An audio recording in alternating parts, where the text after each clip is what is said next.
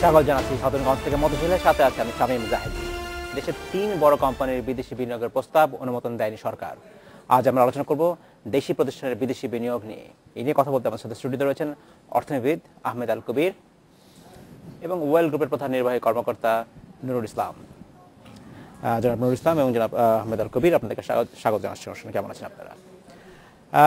জনাব নুরুল ইসলাম, আপনার কাছে প্রথম প্রশ্নই করতে চাচ্ছি। আপনি একজন ব্যবসায়ী হিসাবে আপনার কাছে জানতে চাচ্ছি যে সাম্প্রতিক সময়ে আমরা বেশ কিছুদিন থেকে শুনছিলাম যে বাংলাদেশি যারা এন্টারপ্রেনার আছেন, ব্যবসায়ী উদ্যোক্তারা আছেন, তারা দেশের বাইরে ইনভেস্ট করতে চান এবং এর সম্প্রতি গতকালকে ক্যাবিনেট কমিটি অন ইকোনমিক অ্যাফেয়ার্সে যে প্রস্তাব ছিল আকিজ জুট মিলসের, হামিম গ্রুপের এবং নিটল নিলয় গ্রুপের 3টি প্রস্তাব ছিল, তারা 3টি দেশে বিনিয়োগ করার জন্য অপেক্ষা করছিলেন এবং সরকার চূড়ান্ত সিদ্ধান্ত তাদেরকে না করে দিয়েছে। একজন ব্যবসায়ী হিসেবে আপনার কি মনে হয়, এটা কি সঠিক সিদ্ধান্ত নাকি ধন্যবাদ ঠিক নয়? আসলে বিদেশে বিনিয়োগ করার সিদ্ধান্ত পারসেপশনালি ইটস নট ব্যাড। পারসেপশন যেটা হয় আন্তর্জাতিক বাজারে, গ্লোবাল ওয়ার্ল্ডে আমরা এখন দেশ বলতে কিছু নেই, পুরো পৃথিবীটাই এখন দেশ, এটা হচ্ছে পারসেপশন। কিন্তু রিয়েলিটির কথা যদি বলেন, আমরা একটা দেশে বাস করি সত্যিকার অর্থে, আমরা একটা সরকারের আন্ডারে আছি, দেশের কিছু নিয়ম নীতি আছে, দেশের ইকোনমির স্পেসিফিক স্ট্যান্ডার্ড আছে। তো আমাকে যদি আপনি ব্যক্তিগতভাবে বলেন, আমি এই বিষয়টা নিয়ে গত 4-5 বছর ধরেই আমার কথা বলেছি, সরকারের বিভিন্ন ফোরামে আমার কথা বলার সুযোগ হয়েছে। আমি মনে করি no, this is not the right time. Bangladesh not the right time. বাংলাদেশের 16 কোটি মানুষের যেই দেশ, সে দেশে $35 বিলিয়ন রিজার্ভ, সেই দেশে এখনো অতি উৎসাহী হয়ে আমরা বিদেশে বিনিয়োগ করার মতো যেই অবস্থা তৈরি হয়েছে তা না। এখানে কিন্তু একটা জিনিস খেয়াল করতে হবে, টাকা হয়তো ইন্ডিভিজুয়ালি অনেকের কাছে আছে, জি, কিন্তু শুধু টাকা থাকলেই যে আপনি বিদেশে বিনিয়োগ করবেন বা করতে পারবেন সেটা আমি বিশ্বাস করি না। কারণ আমাদেরকে দেখতে হবে সেই দেশে বিনিয়োগ করার মতো যেই লজিস্টিক্স, সেখানে আমরা সেগুলোকে ইউটিলাইজ করার মতো আমাদের অবস্থা আছে কিনা, সেই দেশে বিদেশে বিনিয়োগ করতে গিয়ে যে ম্যানেজমেন্ট স্ট্রাকচারটা দাঁড় করাতে হবে, সেই ম্যানেজমেন্ট স্ট্রাকচারটা আমার দেশে আমার হয়েছে কিনা, সে দেশে পণ্য উৎপাদন করে সেই দেশের বাজারে বা তার বাইরে বিক্রি করার জন্য যে মার্কেটিং এফিসিয়েন্সির দরকার, সেটা আমার হয়েছে কিনা। আমার ব্যক্তিগতভাবে আমার কিন্তু বয়স প্রায় 35 বছর। বাংলাদেশের মিডল ক্লাস বড় কোম্পানিগুলোর একটাকে আমি রিপ্রেজেন্ট করি। অনেস্টলি আমি বলি, আমার ল্যাকিং অনেক। ধন্যবাদ। আমি আপনার কাছে ফিরে আসবো।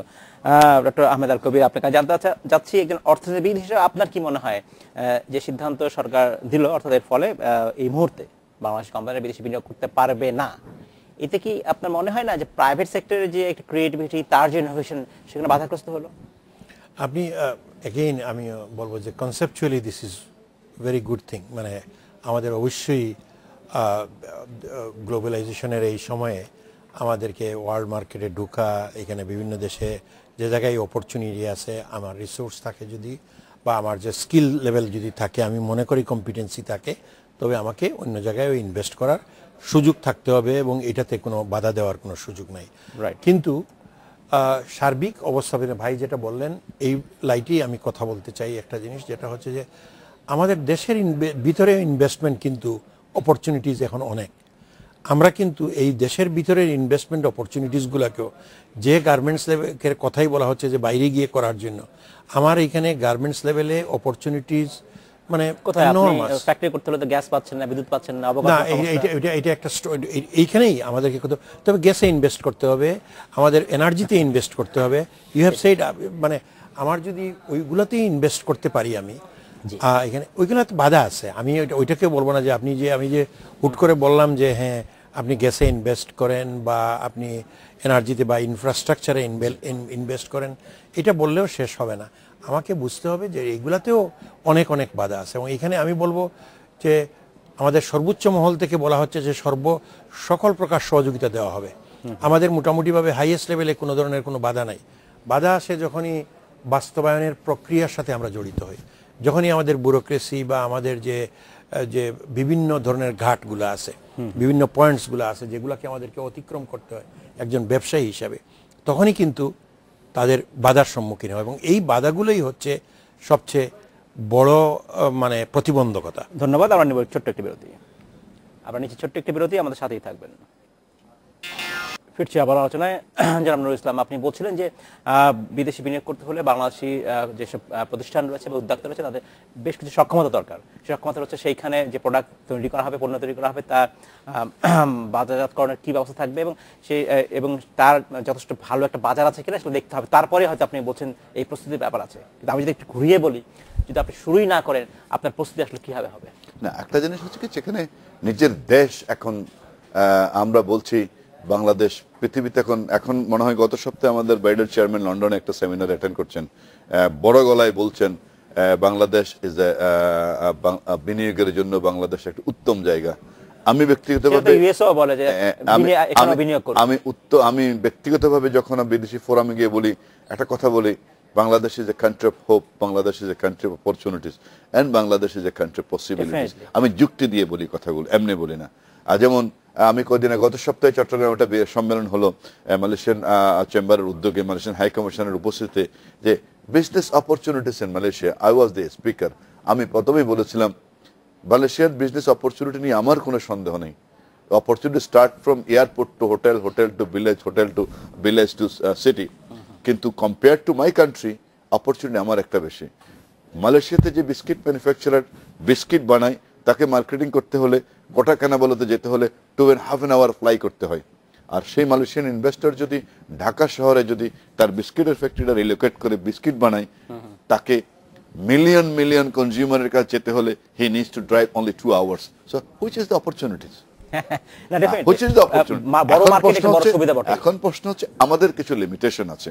মালয়েশিয়ার তুলনায় যদি বলেন আমাদের অনেক লিমিটেশন। আমাদের গ্যাস নেই, সরকার গ্যাসের জন্য আপনার 2018 সালের মধ্যে এলএনজি কানেকশন হচ্ছে। যখন আমরা এলএনজি কানেক্টেড হয়ে যাব 500 মিলিয়ন ঘনফুট গ্যাসের দরকার হবে। ইট ইজ নট এনাফ, আমাদের লাগবে 2000 মিলিয়ন ঘনফুট। সেটা হয়তো আমরা 19-20-এ পাবো। তাহলে আমি যদি এখন আমার টাকা পয়সা নিয়ে যদি বিদেশে চলে যাই, আমার দেশে যখন স্বপ্ন শুরু হবে, আমার দেশে যখন 200 ইপিজেড কাজ করবে আগামী 5 বছর পর, তখন কে বিনিয়োগ করবে? আমি মনে করি যে আমাদের মধ্যে একটা জিনিস কাজ করে কি, একটি প্রজন্মে আমরা শিল্পপতি হতে চাই, একটি প্রজন্মে আমরা রাজনীতিবিদ হতে চাই, একটি প্রজন্মে আমরা সংসদ সদস্য হতে চাই, একটি প্রজন্মে আমরা মন্ত্রী হতে চাই। প্রধানমন্ত্রী হওয়ার শখ আমাদের নেই। একটা প্রজন্মে আসলে সবকিছু হয় না। একটা জাতিকে অপেক্ষা করতে হয়। যেমন আমি যদি আমার কথা বলি, আমি 80-র দশকে বিশ্ববিদ্যালয় থেকে পাশ করে এসেছি, উনি হয়তো আমার একটু আগে, আমার বড় ভাইদের সমান। আমরা যখন শুরু করেছিলাম এখানে বিদ্যুৎ ছিল না, গ্যাস ছিল না, রাস্তা ছিল না, ঘাট ছিল না, অন্ধকার আচ্ছন্ন বাংলাদেশ, রাজনীতিবিদদের মারামারি কাটাকাটি, 75-এ বঙ্গবন্ধুকে নির্মমভাবে হত্যা করার পর পুরো দেশটাকে উল্টে দেওয়ার চেষ্টা করা হয়েছিল। সেখানে দাঁড়িয়ে কিন্তু আমরা $35 বিলিয়ন রিজার্ভের কান্ট্রি তৈরি করেছি, $35 বিলিয়ন প্লাস একটা এক্সপোর্ট কান্ট্রি করেছি। অ্যাবসলিউটলি, ধন্যবাদ। আপনি কথা বুঝতে পেরেছি জনাব আহমেদ আল কবির। আপনার কাছে জানতে চাচ্ছি, জনাব নুরুল ইসলাম বলছিলেন যে দেশকে আগে এগিয়ে দেখতে হবে। একদম সত্য কথা, অবশ্যই আমরা দেশকে দেখবো, কিন্তু when it comes to business তখন কিন্তু আবার গ্লোবালাইজেশন শব্দটা চলে আসে। তখন আসলে আপনি কিভাবে দেখবেন? এবং বিজনেসের ধরনটাই হচ্ছে যে যেখানে প্রফিট হবে বা যেখানে ব্যবসা করতে হবে সেখানে একজন ব্যবসায়ী ব্যবসা করবেন, ডেফিনেটলি তার এথিক্স তিনি অবশ্যই মানবেন, হ্যাঁ সেটা নিশ্চয়ই তিনি করবেন এবং দেশের আইন মেনেই করবেন।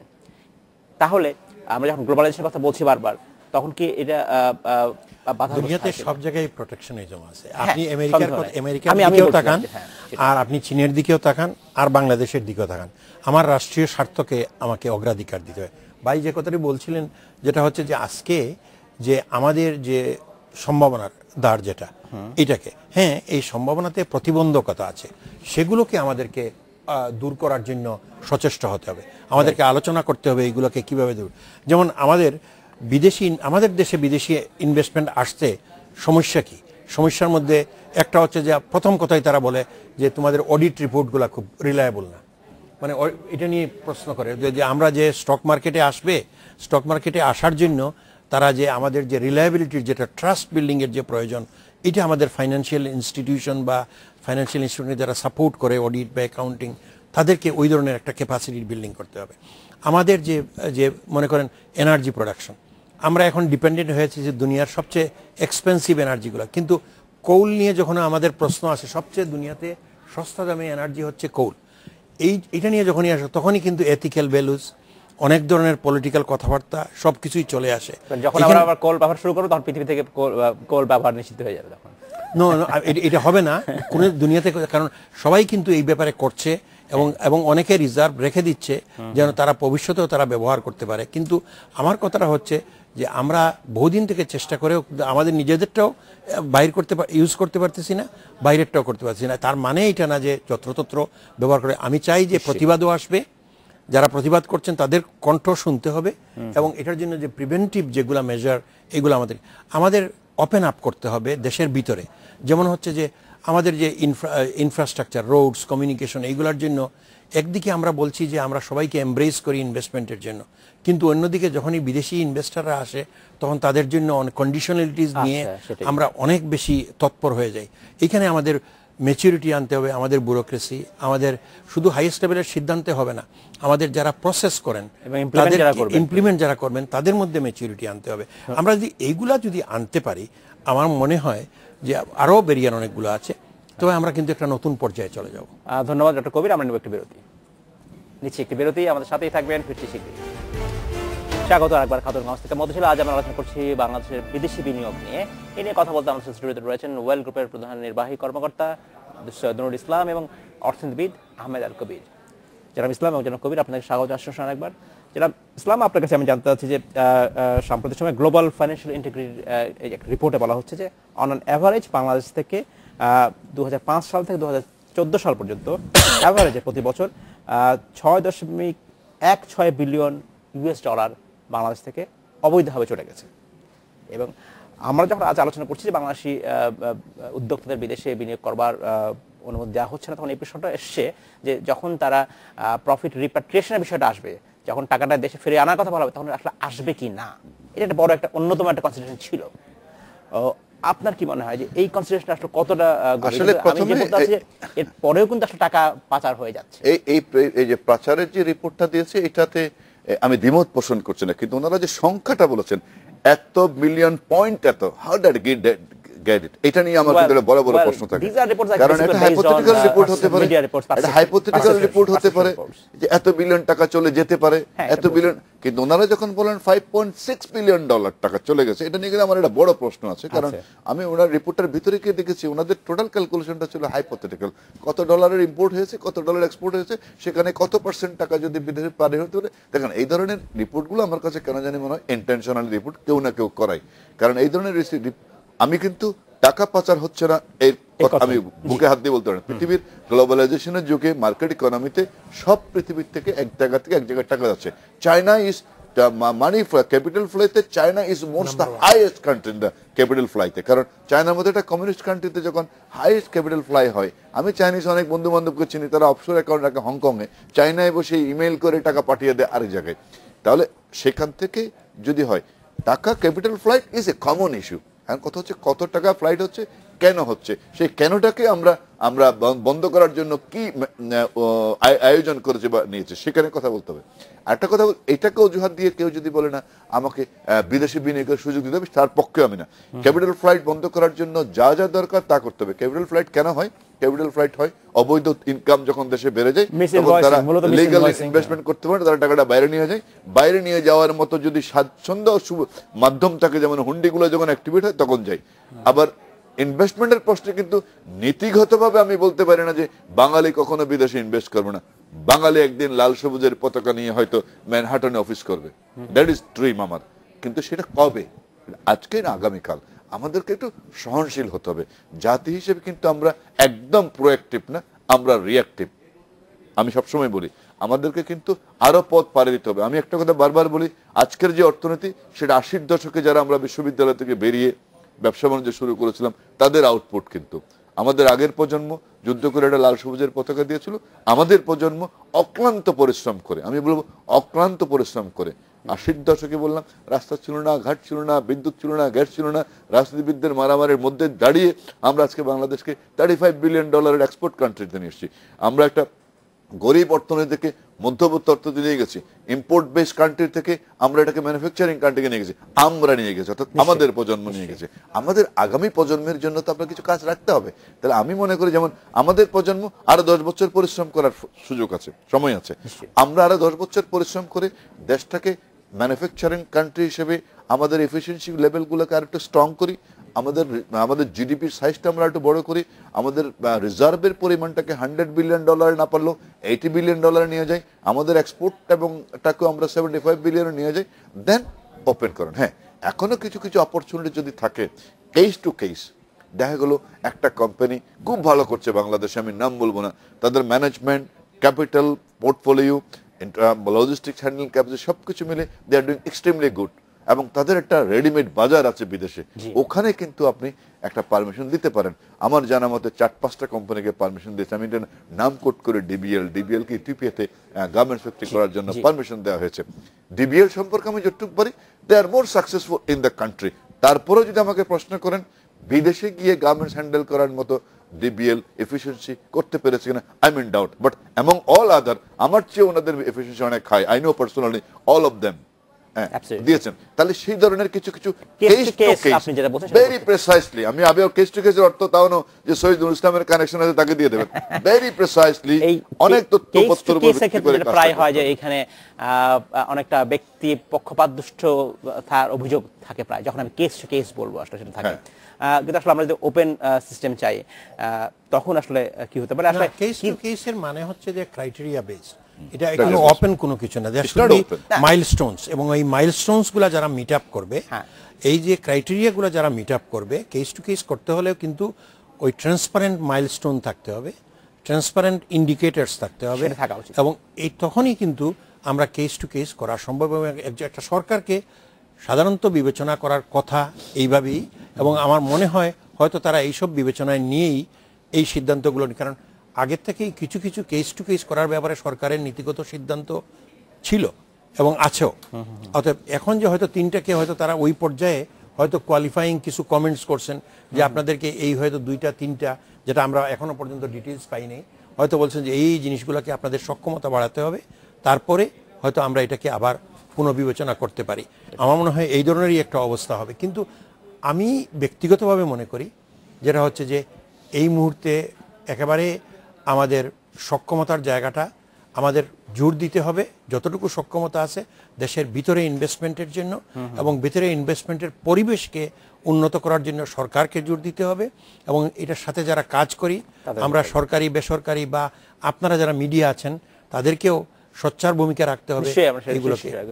জনাব ইসলাম, আপনার কি মনে হয় যে দেশে যখন বলছি দেশে বিনিয়োগ করতে হবে, প্রায় 100টি স্পেশাল ইকোনমিক জোন করা হচ্ছে, কিন্তু সত্যিকার অর্থে কি বিজনেস কনফিডেন্স কি আছে? এইগুলো নিয়ে আমরা বেশ আশাবাদী।